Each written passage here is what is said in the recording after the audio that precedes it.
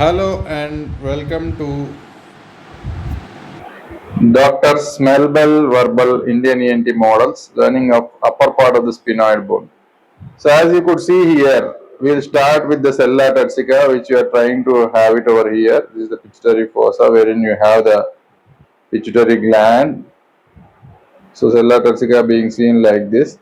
Then we'll go for the Indian flag model, something like, which is there in the center, like this. And we have got the pituitary gland over here, and we have got the saffron over here above, and the green over here below, just having a reminder of Indian ENT model.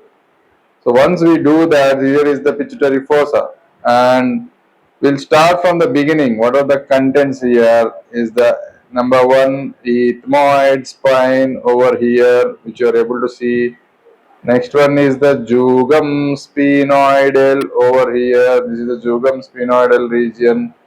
Next one is the sulcus chiasmaticus, for the sake of optic nerve, that is the optic chiasma, wherein the crossing will be there this side and this side.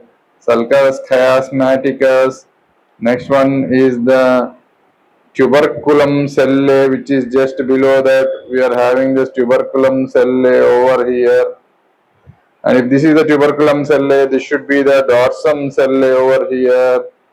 And from the inferior and anterior part of the cella versica, you will have the middle crinoid process here, middle crinoid process over here. Then we have the posterior clinoid process over here.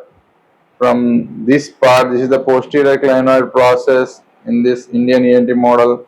Then pterygoid petrosal process, I'm sorry, petrosal process is over here and here, petrosal process.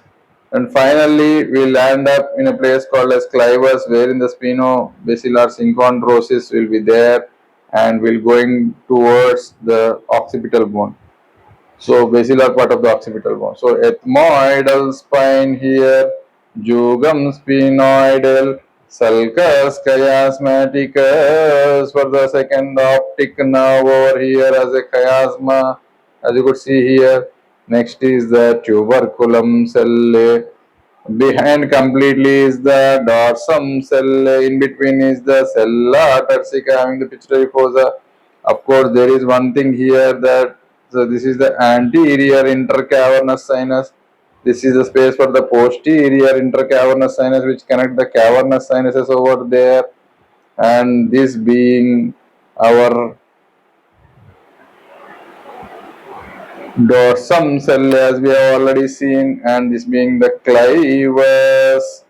This partially completes the upper part of the sphenoid bone as an understanding, and this particular optic nerve goes like this, just towards the orbit through this particular thing, and we have the gyrae recti, wherein the first cranial nerve will be going over here. This will be the gyrae recti, first cranial nerve will be going here, and we could find the middle crinoid process and posterior crinoid process and petrosal process. Thank you very much for watching Dr. Smell-Bell-Verbal Indian ENT models line diagram of superior part or superior surface of the sphenoid bone body.